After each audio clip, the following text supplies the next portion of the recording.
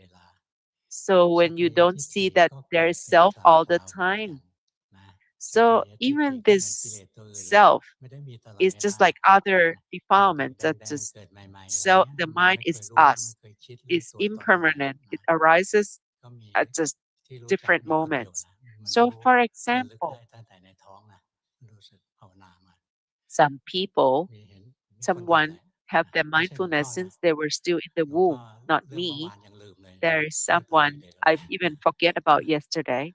Someone can remember that they still in the womb. So what you do is good. It's good that you see that self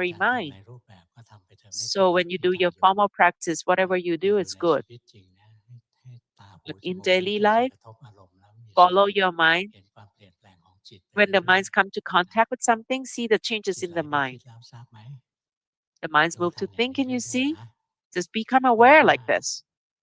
Number 5, เบอร์ 5 ภาวนาในรูปแบบ โดยเดินจงกรมวันละ 1 ชั่วโม the ง formal ใน practice, ชี I วิตป do ระจำ walking วันท่องพุท meditation โธ for ใน an ใจ hour. เจริญสติ และ During ฟังธรรม daily ของหลวง life, ปู่ I chant อยากถึงพระโส Putto ดาบัน สมา and ธิ และ listen การ to ปฏิบัติที่ Dhamma. ทำอ I ยู่ want to ถูกต้อง achieve แล้ว the ไหม stream ครับ entry ทำอีก level. Whatever I do, is it อยากเป็นพระโส correct? ดาบันก็ต้องภ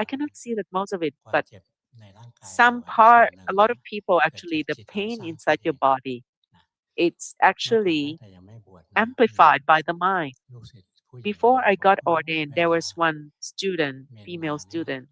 whenever she had her period, she had so much pain. She had to take medication. She cannot practice. I told her to go back.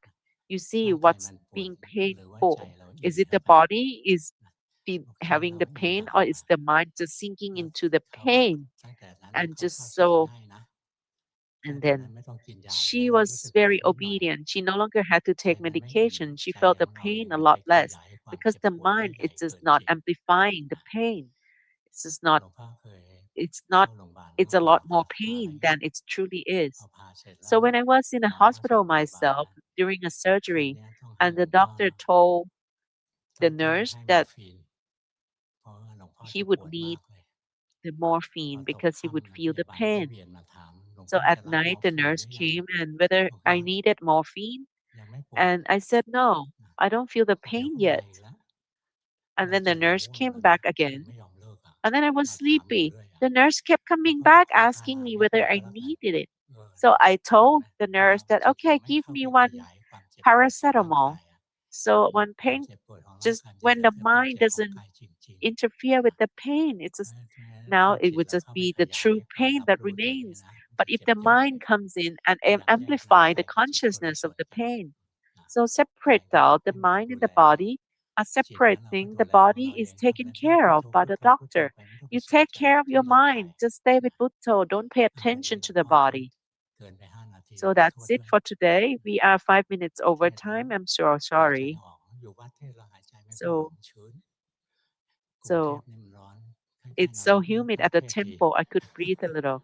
So it's so hot and dry here. So it's good for breathing.